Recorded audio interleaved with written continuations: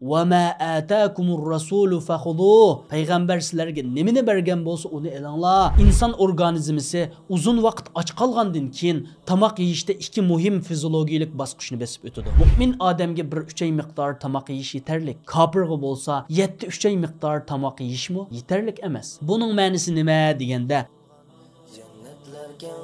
İçinip dozaq mahkam taqilib yetib keldi bizlarga xush muborak Ramazon ibodatda usul ko'p fazilatga boy bo'l. Assalomu alaykum aziz qarindishim. Ochliq faqat badanning emas balki ruhning tozalanish yo'lidir. Ramazon faqat ro'za tutishdan iborat emas, balki o'zimizni yangidan kashf qilish, ruhiy jihatdan poklanish, sog'lomligimizni texmi mustahkamlash fursatidir. Masalan, men bir qarindishimning har yili Ramazonda ro'za tutgandan keyin butun badanim yeniklab, ruhiy holatim yaxshilanib qoladi. Hatto Ramazondan keyinmi bu yaxshi holat davomlashadi deganligini anglagan edim. Islom dinimiz payg'ambarimizning sunnatlariga agishishga buyuruydi. Alloh taolo Qur'oni Karimda "Va ma ataakumur rasulu fakhuduh" Payg'ambar sizlarga nimani bergan bo'lsa uni elanglar. "Va ma nahakum anhu fantahu" Payg'ambar sizlarni nimadan cheklagan bo'lsa uningdan yeninglar degan. Bu oyat bizni payg'ambarimizning barliq ko'rsatmalariga amal qilishga buyuruydi. Chunki har bir sunnatda cho'nqur hikmat bor. Bu haqda Imom Ibn Qayyim rahimahulloh payg'ambar alayhisalomning har bir sunnatida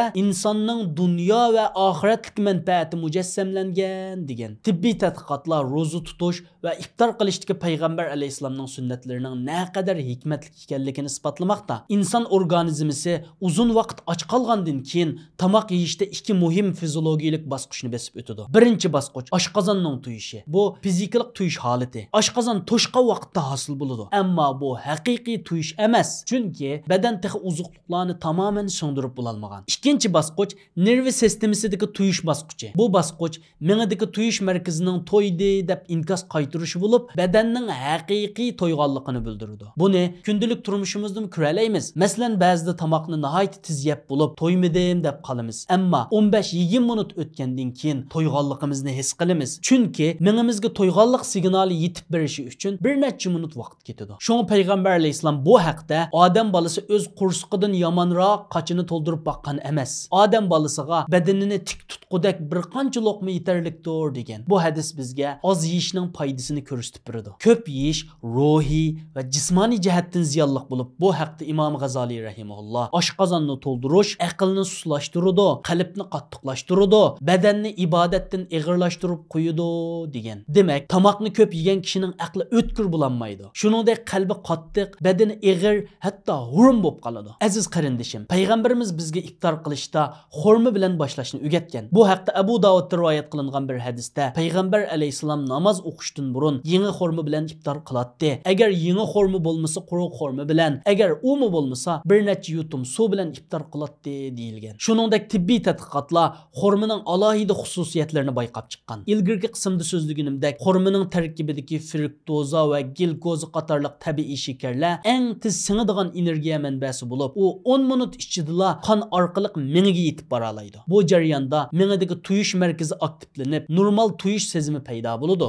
Shunga payg'ambarimiz qilgandek xurma yegandan keyin bir necha yutum suv ichib o'tib, ondan keyin shom namozini o'qigan vaqtimizda badanimiz tadrijiy holda uzuqliqlarni qabul qilishga tayyorlanadi. Bu jarayonda xurmaning shakari qon shakarini muqimlashtirib, ochliq tuyg'usini tangshigashtiradi. Uningdan keyin yegan tamoqimiz bizni hargiz ig'irlashtirib qo'ymaydi. Ko'pincha qarindoshlarimiz iftorda ko'p miqdorda tamoq yeydi. Bu xato bir usul. Chunki bunday qilish oshqozonga besim elib keladi, hazm qilish sistemasini charchatib qo'yadi. Natijada bu kishi tarovih namozida horg'inlik his qiladi, uyqusi tutib oladi. Bu haqda payg'ambar alayhisalom yana al-mu'minu ya'kulu fi ma'in wahid. Mu'min kishi bir 3 ay miqdor tamoq yeydi. Wal kafiru ya'kulu fi sab'ati am'a. Kafir bo'lsa 7-3 ay miqdor tamoq yeydi degan. Demak, mu'min odamga bir 3 ay miqdor tamoq yeyish yetarli. Kafirga bo'lsa 7-3 ay miqdor tamoq yeyishmi yetarli emas. Buning ma'nosi nima deganda, mu'min kishi dinimizning qoida usullari bo'yicha tamoq yeydi. Shunga u azroq yeysimi barakatli bo'ladi. Kafir bo'lsa nafsining kayniga kirib ochko'zlik qilib yeydi. Qursqi to'yg'icha, hatto oshqozoni liq to'lg'icha tamoq yeydi. Bu nimani ko'rsatadi deganda, mu'min odam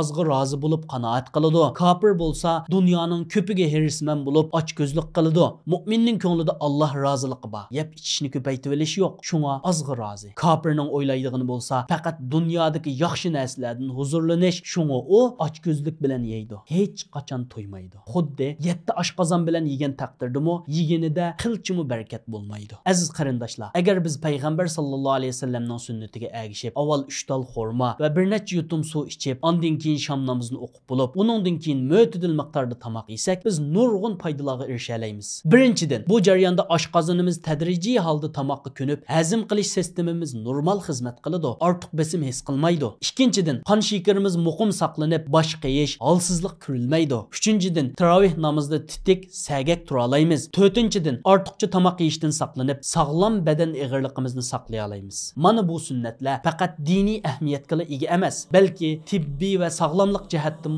zo'r ahamiyatga ega. Shunga sunnatga ergashish ham ibodat, ham sog'lomligimiz uchun intayin foydalidir. Alloh taolo hammamizga payg'ambarimizning har bir sunnatiga ergashib amal qilishni nasib qilsin. Amin.